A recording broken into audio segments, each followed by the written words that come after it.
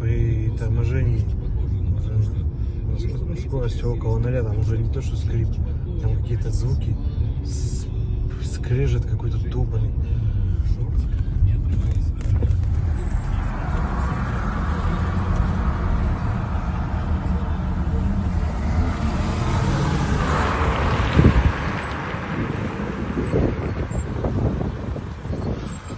Так должны, блин, колодки, что ли?